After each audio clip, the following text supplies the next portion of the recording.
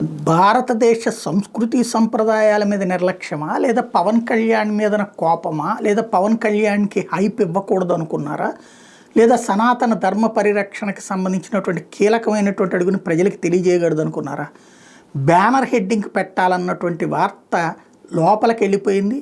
అద్భుతమైనటువంటి సమాచారం చిన్న వార్త కిందకు పరిమితమైంది. పవన్ కళ్యాణ్ తాజాగా ఉపాధి హామీ పథకంలో భాగంగా చేపట్టిన గోకులాలను సంక్రాంతి ఉత్సవాల పేరుతో ఈ నెల 10 నుంచి 12 వరకు రాష్ట్ర వ్యాప్తంగా ప్రారంభించాలని పంచాయతీరాజ్ గ్రామీణాభివృద్ధి శాఖ నిర్ణయించింది. 10ని కాకినాడ జిల్లా పిఠాపురంలో నిర్వహించే కార్యక్రమానికి ఉప ముఖ్యమంత్రి పవన్ కళ్యాణ్ హాజరు కాబోతున్నారు. మిగిలిన జిల్లాల్లోనూ మంత్రులు, ఎమ్మెల్యేలు, ఇతర ప్రజాప్రతినిధులతో గోకులాలను ప్రారంభించేలా ఏర్పాట్లు చేయాలని జిల్లా కలెక్టర్లు, డ్వామా పథక సంచాలకులకు సూచిస్తూ పంచాయతీరాజ్ శాఖ కమిషనర్ కృష్ణతేజ మంగళవారం ఉత్తర్వులు జారీ చేశారు. ఉపాధి హామీ పథకంలో చేపట్టే పనుల కోసం గత ఏడాది అక్టోబర్ 14 నుంచి 20 మధ్య పల్లె పండగ పంచాయతీ వారోత్సవాల పేరుతో గ్రామ సభలు నిర్వహించిన విషయం తెలిసి ఇందులో భాగంగా పశువులు, గొర్రెలు, మేకలు, కోళ్లకు షెల్టర్ల కోసం రాయితీలపై రైతులతో గోకులాలు నిర్మించాలని నిర్ణయించారు.